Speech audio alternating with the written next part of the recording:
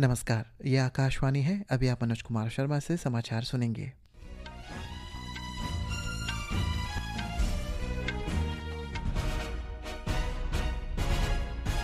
पहले मुख्य समाचार।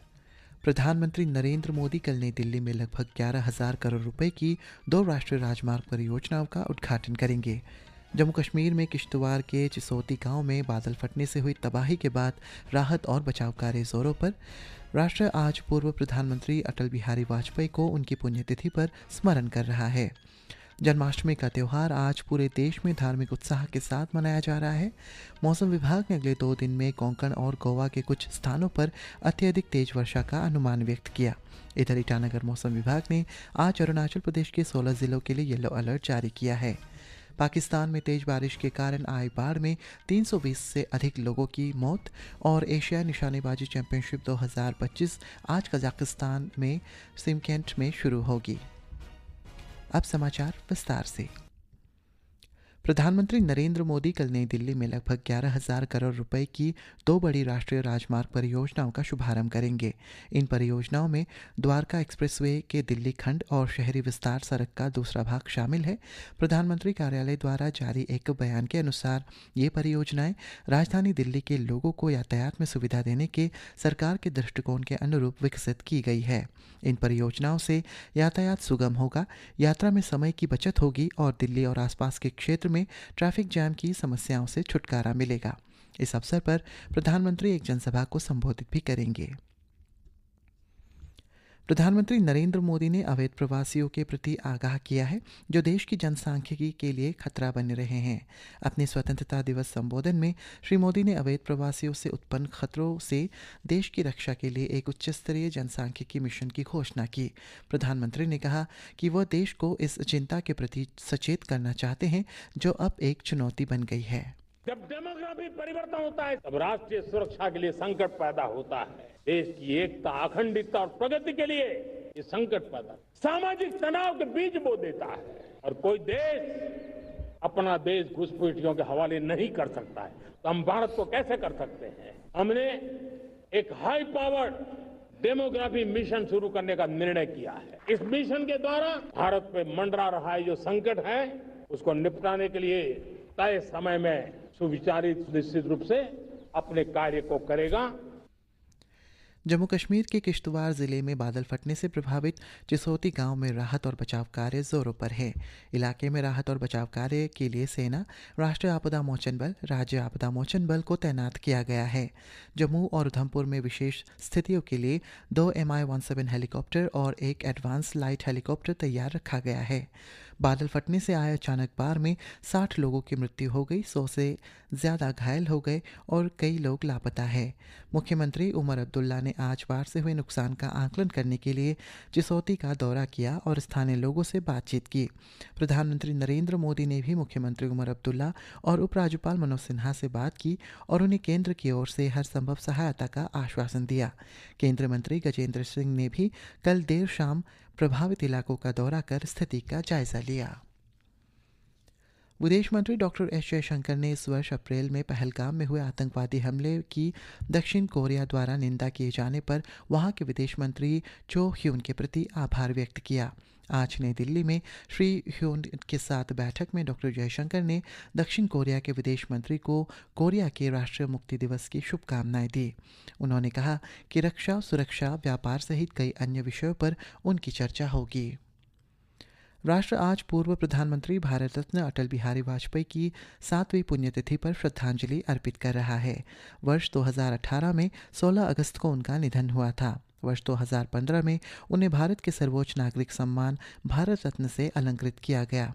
राष्ट्रपति द्रौपदी मुर्मू, प्रधानमंत्री नरेंद्र मोदी और अन्य केंद्रीय मंत्रियों और राजनीतिक नेताओं ने आज राष्ट्रीय राजधानी में उनकी समाधि सदैव अटल पर पुष्पांजलि अर्पित की।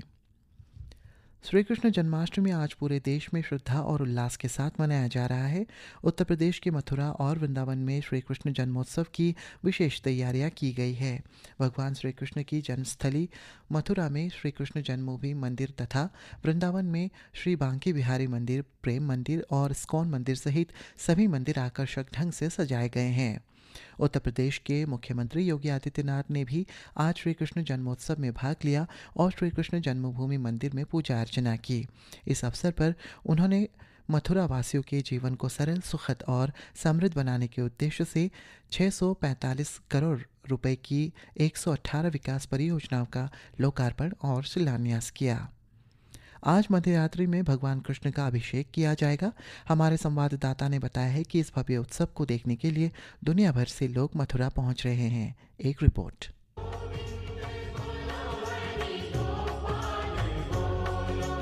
श्री कृष्ण जन्माष्टमी पर भगवान कृष्ण की नगरी मथुरा में भक्ति, आस्था और उल्लास के रंग देखने को मिल रहे हैं। मथुरा के सभी प्रमुख मंदिरों को रंग बिरंगी लाइटों और फूलों से सजाया गया है। कृष्ण जन्मस्थान सेवा संस्थान के सदस्य गोपेश्वर नाथ चतुर्वेदी ने बताया कि ऑपरेशन सिंदूर में सशस्त्र बलों की वीरता को सम्मान देने के लिए मथुरा कृष्ण जन्मभूमि मंदिर में ऑपरेशन सिंदूर का एक बोर्ड लगाया गया है। साथ ही इस वर्ष जन्माष्टमी पर भगवान कृष्ण सिंदूर फूल बंगले से दिव्य दर्शन देंगे। उन्होंने बताया कि भगवान कृष्ण का अभिषेक मध्य रात्रि में किया जाएगा। लाखों भक्तों के लिए दर्शन सुलभ बनाने के लिए LED स्क्रीन लगाई गई हैं। भक्तों की भारी भीड़ को देखते हुए सुरक्षा के कड़े इंतजाम किए गए हैं। वरिष्ठ पुलिस अधीक्षक श्लोक कुमार ने कहा कि 3000 से अधिक पुलिस PSC कर्मियों को तैनात किया गया है। ओम अवस्थी, आकाशवाणी समाचार, लखनऊ।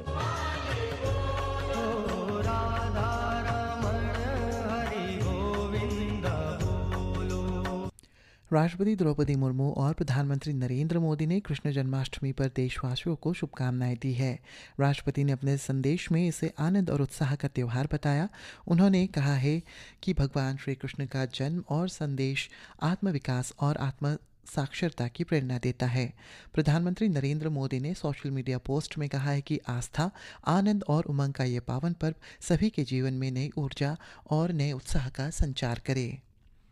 मौसम विभाग ने अगले 2 दिन में कोंकण और गोवा के कुछ स्थानों पर अत्यधिक तेज वर्षा का अनुमान व्यक्त किया है।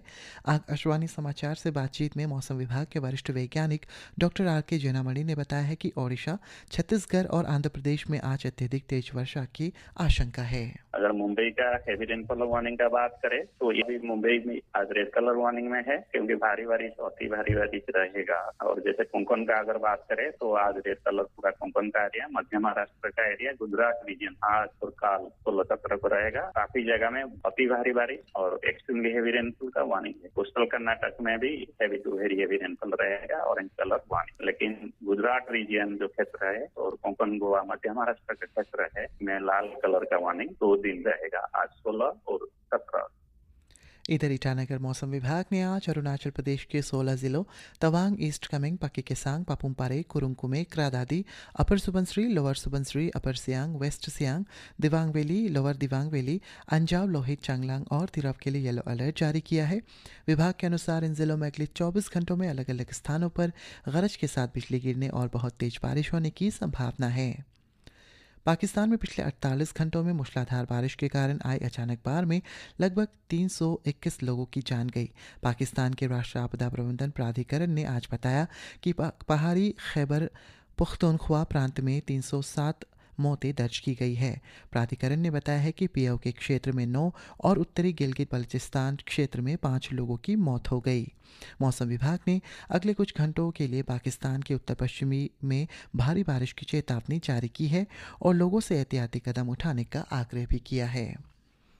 अमेरिका के राष्ट्रपति डोनाल्ड ट्रंप और रूस के राष्ट्रपति व्लादिमीर पुतिन ने कहा है कि उनके बीच अलास्का में लगभग 3 घंटे बातचीत हुई और दोनों नेता यूक्रेन युद्ध को समाप्त करने के लिए करीब पहुंच गए हैं।